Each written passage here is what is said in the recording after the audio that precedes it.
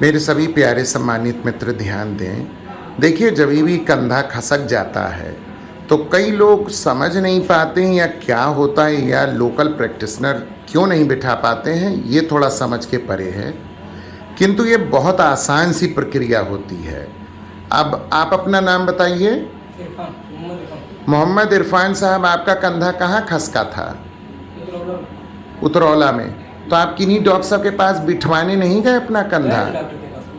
तो डॉक्टर साहब क्या बिठा नहीं पाए? ईद वाले दिन गए थे। हाँ। तो वो बैठाए, बोले कि ये बैठ गया, पट्टा बांध के दिए थे पूरा। हाँ। कालापन हो गया, बहुत टाइट बांध दिए थे पट्टा। हाँ।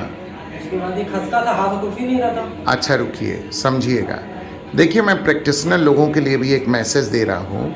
देखिए, यदि कंधा खसक गया है तो एक्सरे से पता चल जाता है। दूसरी सबसे बड़ी चीज़ कि अगर आपने बिठा दिया है तो यही लड़का अपने दाहिने हाथ से बाएं कंधे को छू लेगा, अन्यथा ये संभव नहीं होता है। जैसे इस समय अगर मैं बेटे से कहूँ, इरफान से, अपने दाहिने हाथ के पंजे से बायां कंधा छुओ पूरी तरीके से, तो छू लोगे? कोशिश करो। अब मित्रों देखिए, हाथ ऊपर तक नहीं गया, मगर जब यही हाथ बैठ जाएगा तो ये कंधा बिल्कुल शानदार हो जाएगा। तो सबसे पहले मेथड जो अपनाया जाएगा वो एल प्रकाश मेथड है। बेटा, एल प्रकाश मेथड को अपनाइए। जब भी मैं ये सभी लोकल प्रैक्टिशनर या सभी व्यूअर्स को लिए कह रहा हूँ, सबसे पहले पेशेंट को कॉन्फिडेंस में लीजिए कि आप अपना हाथ जितना ढीला छोड़ेंगे तभी बैठ पाएगा, और बिल्कुल सीधा बिठाइए। तकरीबन ये मानकर रखिए हाथ को 1 मिनट तक बाहर रखना है। अब इस बच्चे का ये देख कर देखिए, पूरा हाथ स्याह हो चुका है। दूसरी चीज, बच्चे को 7 दिन पुराना है। तो आप घड़ी देखकर 1 मिनट तक इसी प्रकार से बाहर की तरफ हाथ रखेंगे। और बेटा, आप हाथ को ढीला छोड़िए। यदि आप अपने दाहिने हाथ को जोर पकड़ेंगे तो फिर ये मामला, बस बेटा, आप हमसे बात करते रहिए तभी बैठेगा। तो 7 दिन से बेटा आप ऐसे ही घर पर सोए पड़े हैं। नहीं, दवा ला के खाए थे, अब मालिश का करते। हाँ। तो आने के लिए कल आ रहे थे घर। अच्छा। तो बोले कि इतवार है। मित्रों, जब आप इस तरीके से हाथ को बाहर रखें तो फिर इसके बाद जब 1 मिनट पूरा हो जाए तब आपको हाथ अंदर की तरफ, अभी 1 मिनट हुआ नहीं है, जैसे ये बच्चा 7 दिन पुराना है तो 7 दिन पुराने वाले को थोड़ा 1 से 2 मिनट भी आप कर सकते हैं। और बच्चे को बिल्कुल स्ट्रेट बिठा कर रखना है। बच्चा कहीं किसी बगल टिल्ट ना हो, आपको कॉन्फिडेंस में लेना है। और अब पेट में सटाते हुए कंधे को ऊपर सटाने की कोशिश करनी है। अब चूंकि 7 दिन का था, इस समय एल प्रकाश मेथड फेल होता है। अब जो सेकेंड मेथड है वो Surya method of relocation off shoulder dislocation है, जिसमें आप मरीज के कखूरे में एक हाथ डालेंगे और हाथ को ढीला छोड़ने के लिए बराबर रिक्वेस्ट करेंगे, और बाहर की तरफ करके इस हाथ को ऊपर की तरफ आपको ढकेलना है। बेटा, आप 7 दीजिए। 7 दिन पुराना है तो तुरंत तो बैठ नहीं जाएगा। कुछ देर भाई साहब को ऐसे लगा कर रखना है। आप ढीला छोड़े रहिएगा हाथ। ये Surya method of relocation off shoulder dislocation है।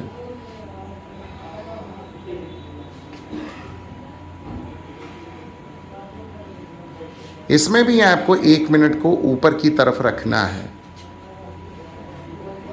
चूंकि ये मेथड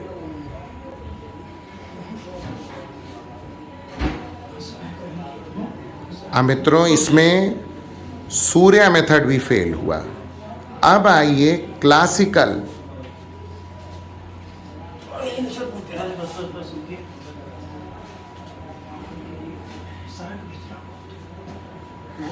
थोड़ा सा कई बार पेशेंट तेल वोल लगा लेते हैं ना, तो उससे भी बहुत तेज सरकन आने लगती है।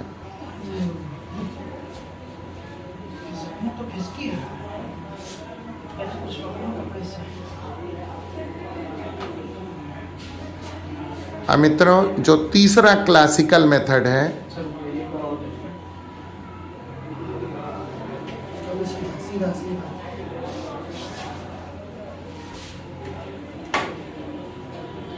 नहीं नहीं फिर नहीं बैठा। अब क्लासिकल मेथड होगा थर्ड मेथड, आइए इसे देखते हैं। अब इसे बगल टेबल पर लिटा के करना होगा। मित्रों सबसे पहले तो ध्यान दें कि आपको पहले से ही ऐसे 2 क्रॉस में आपको कट सीट या इस तरीके की सीटों को बिछा लेना है। अब चलिए आप आइए ऊपर।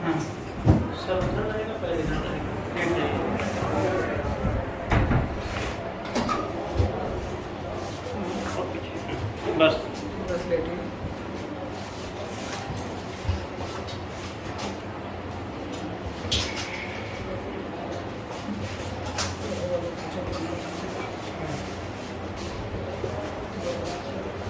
अब मित्रों की जैसा आप देख सकते हैं, सही है भाई। एकदम ढीला छोड़िए। आप हाथ बेटा अभी भी छोड़िए, ढीला छोड़िए। नहीं तो गड़बड़ा जाइएगा। ढीला छोड़िए पूरा। पूरा ढीला है। अब आप कुछ इस तरीके से 2 स्लिंगों से हाथ को खींचेंगे। 7 दिन पुराना है इसलिए बैठना कई बार असंभव लगता है।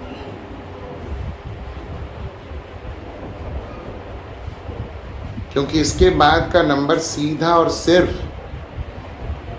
एनेस्थीसिया में ही बिठाया जा सकता है। ढीला छोड़िए। हाँ, ढीला है। नहीं ढीला नहीं। तुम बेटा हमारे से बात करो, तभी रिलैक्स होगे, तभी बैठेगा। बस ये खींचो एकदम। खींच कर ऐसे रखे रहो। कुछ देर भाई साहब आप साथ दीजिए। जैसे देखिए इसमें 2 स्लिंग हैं, एक आपके चेस्ट की साइड से है और एक आपको आउटर साइड से स्लिंग से खींचा गया है। बेटा आप साथ दीजिए। 7 दिन से खस की चीज को बिठाना बड़ा मुश्किल हो जाता है।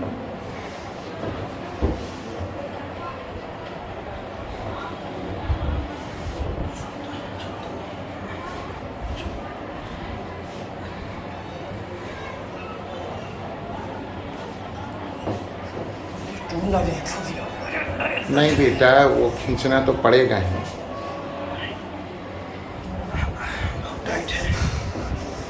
ढीला करो एकदम ढीला छोड़िए। अब देखिए जैसे अभी भी नहीं आया तो अब स्ट्रेट तौर पर सबसे पहले आप एक लीनियर ट्रैक्शन देंगे। तुम अभी सर्वेश मत खींचना, अभी सिर्फ अविनाश और राकेश को खींचने दीजिए।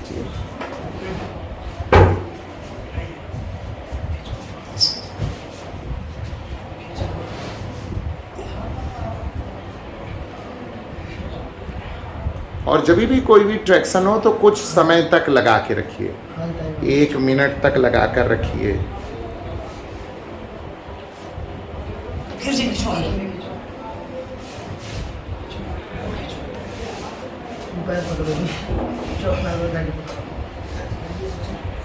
भाई और इधर खींचो। उधर से जाओ, उधर जाओ। आएगा आएगा आएगा। खींचना ना ऐसे। कुछ देर तक लीनियर ट्रैक्शन लगाने के बाद ही ये चीज रिड्यूस हो ऐसे पाएगा। रहना, हम बता।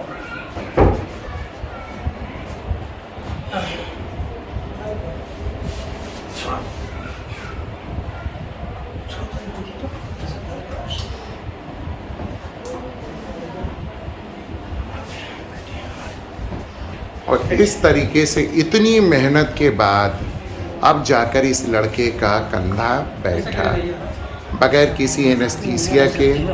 अब देखिए कंटूर भी यहाँ मेंटेन हो गया सुंदर सा। अब ये कंधे पर हाथ भी चला गया। तो अच्छा बेटा आपने हाथों में कोई झुन्नापन या इस तरीके से तो नहीं लग रहा? उंगली में काम नहीं कर रहा ना। नहीं ये अभी से नहीं कर रहा है कि पहले से नहीं कर रहा? पहले से कर रहा था जब से ये चोट लगा है ना। तब से नहीं। इस समय पंजा चलाइए, ऐसे मुट्ठी चलाइए। ऐसे करिए। अब देखिए मित्रों ये भी जरूर ध्यान रखना है कि उतने दिन खींचने के कारण न्यूरोपेरेक्सिया डेवलप कर गई है, मगर ये चीज़ रिकवर कर जाती है, इसमें कोई घबराने वाली चीज़ नहीं है। अब यहाँ पर हम लोगों को ज़रूर से एक क्रेप बैंडेज और एक ट्रायंगुलर बैक आर्म स्लिंग बांध दिया जाता है कुछ इस प्रकार से, ताकि ये कंधा फिर खसकने ना पाए। बेटा जाइए एक ट्रायंगुलर बैक आर्म स्लिंग लाइए।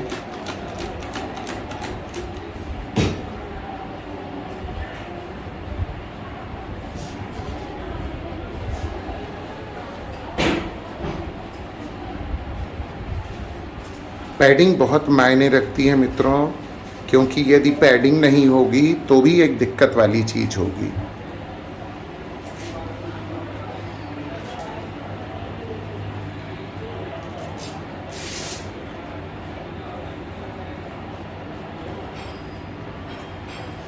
तो मित्रों मेरा कहने का पर्पज़ ये है, कोई भी एक मेथड अपने आप में कंप्लीट सक्सेसफुल नहीं होता है, तो आप कई मेथड अपने आप में यूज़ कर सकते हैं कि किसी भी तरीके से ये चीज़ बिल्कुल शानदार बैठ जाए। अदरवाइज़ ऐसे ही एक पेशेंट को अब जिए दीजिए, कॉम्प्लिकेशन बढ़ते हैं, बाकी सारी चीज़ें नुकसान करती हैं।